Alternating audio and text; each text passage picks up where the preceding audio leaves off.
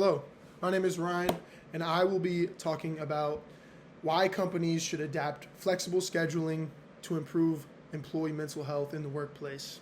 This is my persuasive speech for week 13 in public speaking. And to start off, can you imagine just waking up already exhausted, not because, you didn't sleep or you had a long night, but because you're mentally drained from a work day that hasn't even happened yet?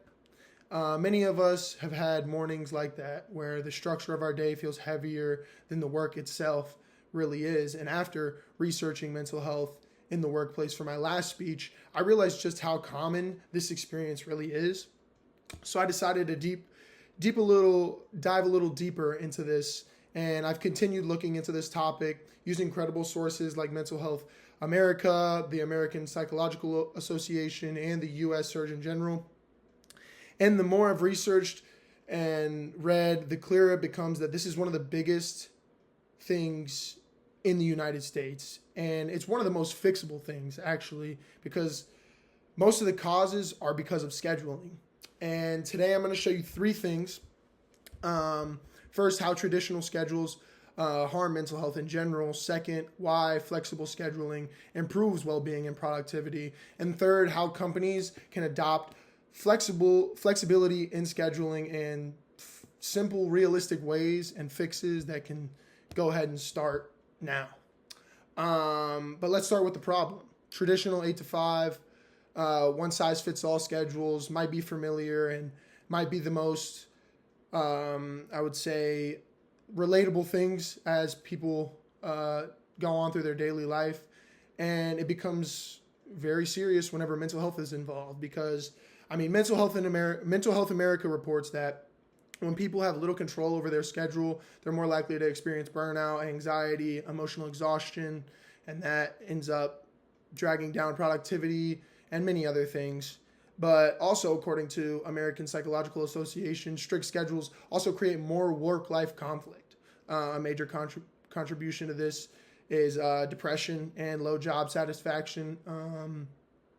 The U.S. factors damaging mental well-being, but the biggest thing in general is people's mental health. People aren't happy.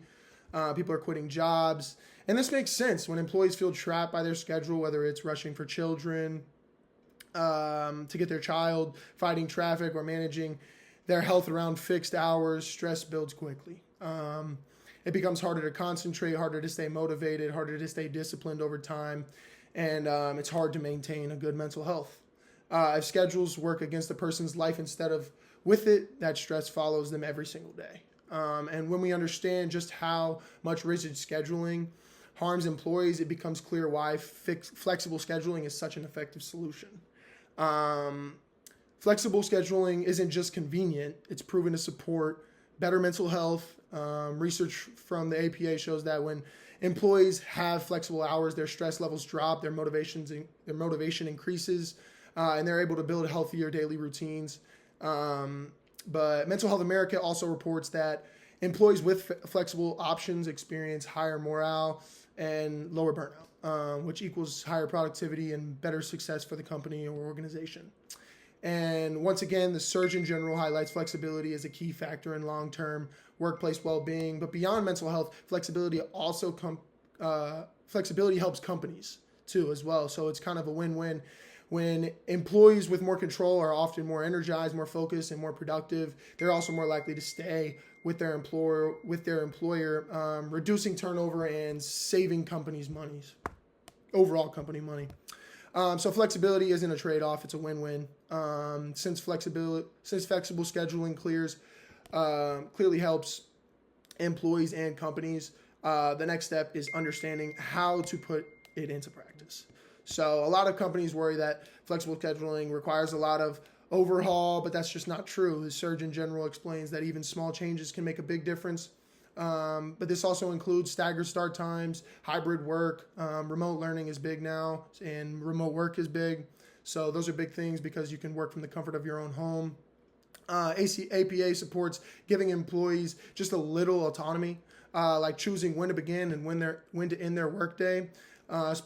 This significantly reduces stress. But now there are concerns from employers. Like one common argument is that flexibility might hurt teamwork or reduce productivity. But research from all three of my sources shows the opposite. Employees with flexible schedules are actually more productive, more engaged with their workmates, and are less likely to miss work due to stress. In other words, when people feel trusted and supported, they bring their best selves to work. And with all this evidence, it's clear why companies should add this structure. But today we looked at three important things: rigid schedules and how they increase harm and mental health. Flexible scheduling improves well-being and boosts productivity. Companies have realistic, research-backed options for making flexibility work. And if businesses truly care about their employees and want to have a better productivity rate and want overall long-term success, they will add this into their everyday routines. And encouraging companies to adopt these schedules is huge as well, because we can help create work environments that are healthier and more productive for everyone. And that's a change that the whole world needs. So thank you.